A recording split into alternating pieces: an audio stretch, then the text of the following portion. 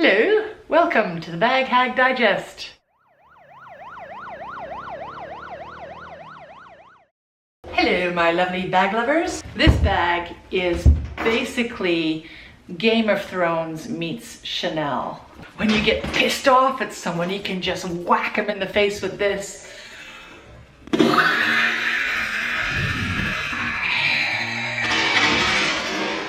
Very dark, very dark. It's the Quilted Affair bag, which has been around for quite a while, and I have had this bag for quite a while.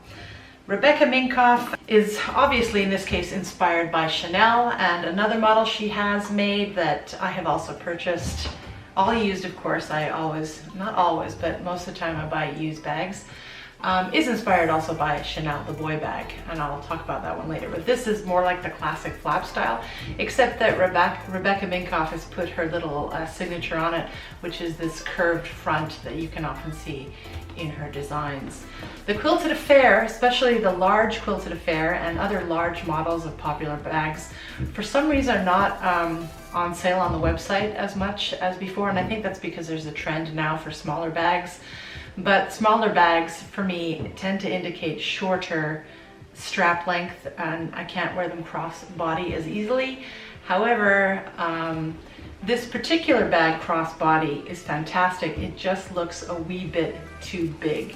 Nonetheless, I do wear it that way, but I think it does actually look better as a shoulder bag. And this guy, holy cow, this, for me anyway, I mean everyone's different, but for me this is a huge bag. It can fit so much stuff. The quilted leather and the crackled effect of the leather means that it's I don't baby this bag at all. I chuck it around. I didn't pay a lot for it, so I'm not worried about babying it so much, but it's pretty durable, which is not what I can say for a lot of Rebecca Minkoff bags. I think the reason why this one has held up so well is indeed because of all the stitching on it. Well, that doesn't mean it's going to hold up, but basically it hides all the imperfections of the leather. But this leather is crinkled to begin with, so there's not much to hide. But I've been loving this bag a lot. It does have a lot of blemishes on it, but because of the garishness of the studs and the design, they really don't show.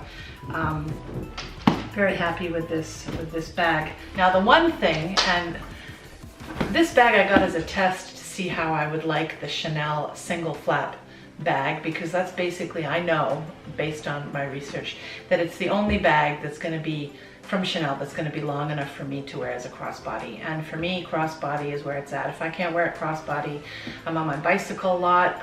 I like to be hands-free. If I can't wear it crossbody, it's probably not going to be worn so much by me. The Chanel regular flat bags, in addition to being insanely expensive, the straps for me are just too short, except for the vintage single flaps. Those are incredibly long, and I've tried them on in vintage shops and they're wonderful. So I wanted to try this one out to see if I'd like it. And indeed it has some of the same wear issues that a lot of these single flap bags, which is that over time this top part becomes triangular shaped, and I think that can be avoided if you stuff your bags properly when you're not using them.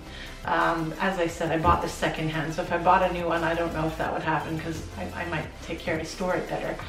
But this one has triangulated, and I don't think there's much I can do about it at this stage. The other thing I don't care for this bag, there are always minuses, is that it pops open a lot here when I stuff it, and then it pushes weight on this, and this is pretty secure, but it's not an easy secure. You have to find the buckle. So when you're going in and out of your bag all day, and any flat bag, you'll have to deal with this in and out, which is a pain in the neck, but you get over it. Finding this clasp to put in again after, you have to make sure you find it, and you have to put if you're wearing crossbody, you have to figure out where it is and make sure it's secure, because several times I've found I've been walking around and the bag has been open, which is not a very secure feeling.